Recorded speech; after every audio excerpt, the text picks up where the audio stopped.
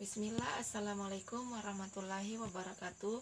Perkenalkan, nama saya Rismayanti, NIM 1814139. Saya dari program studi pendidikan biologi kelas B.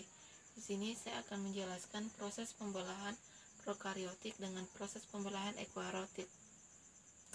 Baiklah, di sini saya akan menjelaskan proses pembelahan prokariotik, di mana kita ketahui bahwa proses pembelahan prokariotik ini biasa juga disebut dengan proses pembelahan amitosis, yang merupakan pembelahan yang tidak melibatkan kromosom atau tidak bertahap. 3.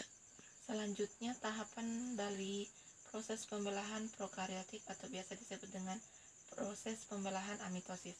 Pertama itu, kromosom yang berada di sini akan diduplikasikan dan akan menempel pada karyokinesis, di mana karyokinesis ini akan terjadi pertumbuhan pelekatan pada sitokinesis, dan sitokinesis ini akan menghasilkan dua sel anakan yang ini.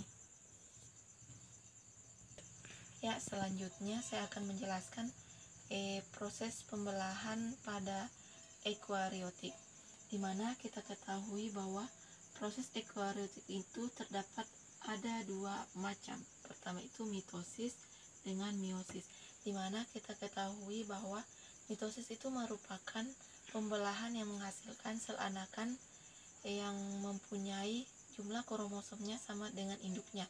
Sedangkan pada meiosis itu pembelahan yang menghasilkan sel anakan hingga setengah dari jumlah kromosom induknya. Adapun tahapan dari proses mitosis yang pertama itu profase, di mana profase ini mulai muncul dua sentriol, akan tetapi inti selnya mulai menghilang. Ini inti selnya mulai menghilang. Kemudian metafase, di mana metafase ini terdapat dua sentriol di sini dan kromosomnya berada di tengah atau biasa disebut dengan bidang ekuator. Kromosom juga ini diikat oleh benang-benang spindel. Dia mengikat kromosom.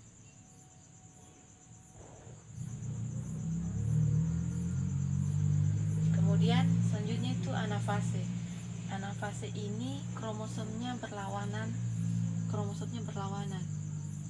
Udah, ini kan sentriol. Kromosomnya ini berlawanan. Ada yang ke kutub utara, ada yang ke selatan. Dia ini kromosomnya berlawanan. Anggaplah ini kromosomnya dia berlawanan. Sedangkan telofase ini membentuk dua sel anakan ini. Kemudian mulai muncul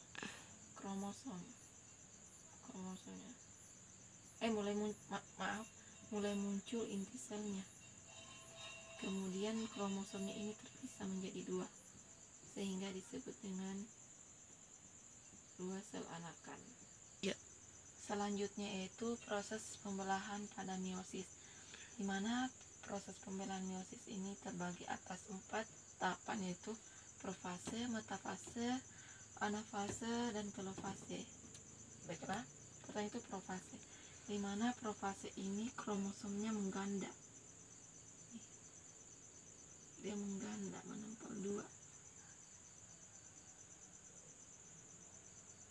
atau biasa disebut juga dengan diploid. Selanjutnya itu metafase.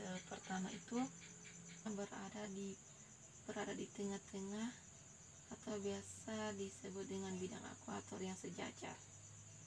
Selanjutnya itu kromosomnya itu membelah. Kromosomnya ini membelah, masing-masing saling berlawanan satu sama lain.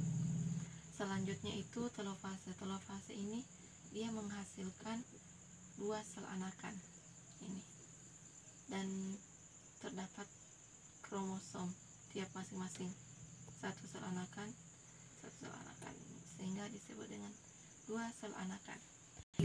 Selanjutnya yaitu proses pembelahan pada meiosis kedua, di mana itu terdapat ada 4 juga. Pertama itu profase kedua, metafase 2, anafase 2, dan telofase 2, di mana pada profase ini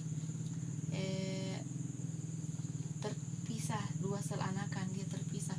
Kan tadinya ada bersatu, tapi di profase 2 ini dia terpisah dua sel anakannya. Kemudian di metafase kedua. Di metafase kedua ini kromosomnya berada di tengah. Kromosomnya ini berada di tengah dan mulai muncul benang-benang spindle yang mengikat kromosom tersebut. Selanjutnya itu anafase. Anafase ini benang spindle ini yang menarik kromosom sehingga pembelahan selnya menyebabkan terpisah. Ini dia saling menarik dan tarik kromosomnya sehingga pembelahan selnya kembar menyebabkan terpisah sel kembar ini. Selanjutnya itu telofase kedua. Telofase kedua ini dia menghasilkan 4 sel anakan. Adapun perbedaan dalam pembelahan mitosis dengan meiosis itu, pertama jumlah kromosom. Jumlah kromosom yang terdapat pada mitosis ini terdapat 2N, sedangkan meiosis itu cuma N, hanya 1. Kemudian tempat terjadinya pada mitosis itu di sel tubuh, sedangkan pada meiosis itu di sel kelamin. Kemudian jumlah sel anakannya itu pada mitosis itu dia menghasilkan 2 sel anakan, sedangkan meiosis dia menghasilkan 4 sel anakan. Selanjutnya jumlah tahapannya. Jumlah tahapan pada mitosis ini hanya 1 kali saja, sedangkan meiosis itu terdapat 2 kali tahapannya. Kemudian sifat keturunannya pada mitosis itu sama dengan induknya, sedangkan pada meiosis itu setengah dari induknya. Itulah tadi penjelasan tentang proses pembelahan prokariotik dengan eukariotik.